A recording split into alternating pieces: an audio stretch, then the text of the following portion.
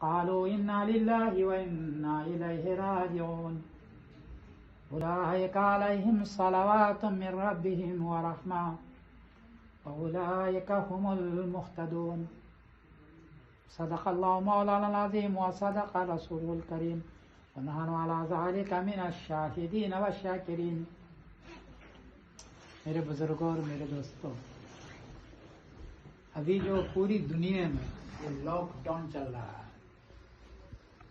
لوگ پریشان ہیں. اس قسم کی مصیبت تو ہم نے اپنی زندگی میں سنی بھی نہیں تھی، دیکھی تو نہیں تھی.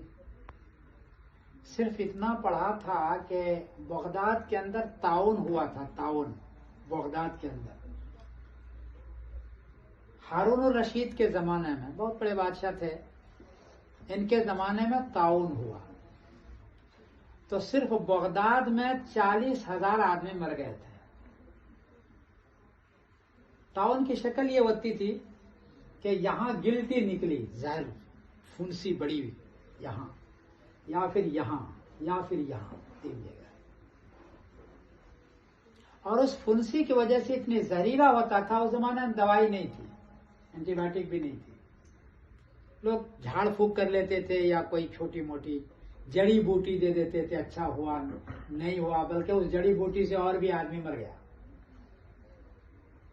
تو سنا تھا کہ 40,000 آدمی مر گئے تھے.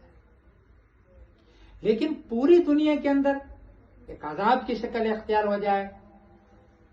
شروع میں جب ہوا تو میرا خیال ہوا کہ شاید مہینے ڈیڑھ مہینے میں ختم ہو جائے گا، اس لیے کہ تعاون وغیرہ جو تھا وہ مہینے ڈیڑھ مہینے میں ختم ہو گیا تھا.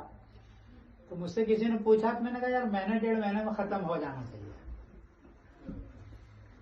اب تو دیکھ رہا ہوں کہ اپ ہوتا ہے پھر ڈاؤن ہوتا ہے، پھر ڈاؤن ہوتا ہے پھر اپ چلا ہو جاتا ہے، یعنی بند ہوتا ہے اور پھر خبر آ جاتی ہے کہ نہیں جی ابھی پورا لاک ڈاؤن پھر کرو. پھر کہتا ہے تھوڑا سا ڈھیلا ہوتا ہے، پھر کہتے ہیں پورا. اور ایک جگہ نہیں ہے، تم سوچ رہے ہو کہ سارے مانچسٹر میں صرف ہے، پوری دنیا ہے. یہ پوری دنیا، روس میں بھی اور چائنا میں بھی اور پاکستان میں بھی اور انڈیا میں بھی. یہ آتا کیوں ہے؟ حدیث میں کیا ہے اس کا، یعنی اسباب کیا ہے کہ اتنی بڑی مصیبت؟ اس کو ایک عذاب کہتے ہیں. عذاب کی 2 شکلیں ہیں. ایک تو کبھی خداوند قدوس پچھلے زمانے میں پتھر برسا دیا کرتے تھے، پتھر. ایک شکل تو یہ ہے.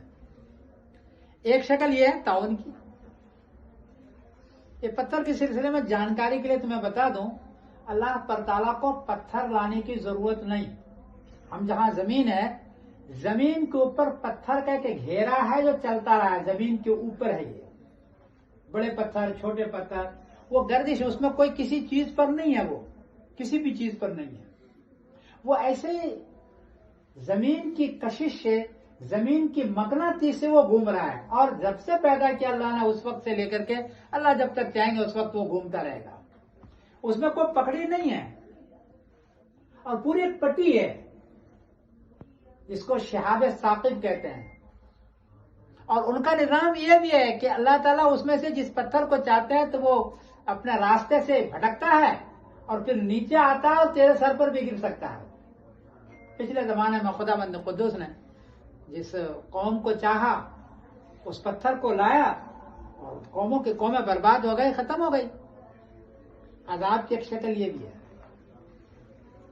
اور عذاب کی دوسری شکل جو ہمارا آپ دیکھ رہے ہیں کہ سانس کے اندر، گلے کے اندر تکلیف ہو اور پھر آہستہ آہستہ وہ بڑھے اور مر جائے. ابھی تو خیر اس دور کے اندر کچھ نہ کچھ دوائیاں ہیں، سانس کے چلنے کی اینٹی بایوٹک ہے اور کیا کیا چیزیں ہیں، تو کچھ نہ کچھ آدمی زندہ رہ جاتا ہے. اگر یہ دوائی نہ ہو، یہ سارے احتیاط نہ ہو، یہ انجیکشن نہ ہو، یہ چیزیں نہ ہو، یہ ڈاکٹر نہ ہو، تو پھر تو 3 دن کے اندر سینکڑوں آدمی چلا جائے، ختم. اور جس کو پکڑے وہ بھی بچے نہیں.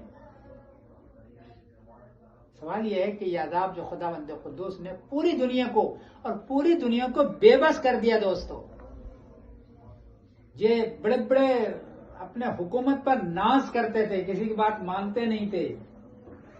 ہاں، کسی کی بات نہیں مانتے تھے. ہم چنی دیگرے نہ سم پڑتے تھے. یہ سارے کے سارے اس وقت جو ہے ہینڈ اپ کیا ہوا ہے کہ بھائی صاحب سوری جی، اللہ کے سامنے یوں ہو گئے سوری. آتا کیوں ہے؟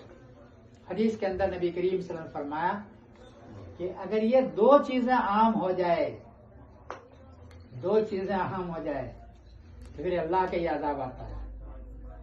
ایک ہے مرد کے ساتھ جو کرتا ہے اس کو ہم کہتے ہیں لواطت، مرد کے ساتھ خواہش پوری کرنا. یہ اگر عام ہو جائے تو نبی کریم صلی اللہ علیہ وسلم نے فرمایا کہ پھر اللہ کا عذاب ہوتا ہے، اللہ کا عذاب ہوتا ہے. زنا عام ہو جائے، بے حیائی عام ہو جائے، مرد کا مرد کے ساتھ عام ہو جائے تو پھر اللہ کا یہ عذاب ہوتا ہے. اب آگے خود ہی اب اندازہ لگاؤ دنیا میں یہ بے حیائی کتنی ہے. شادی شدہ کم ہو گئے، شادی کرتے ہی نہیں، اور بے حیائی یعنی اپنے جسم کو ابھار کے چلنا اور بالکل کسی کی بات ہی نہیں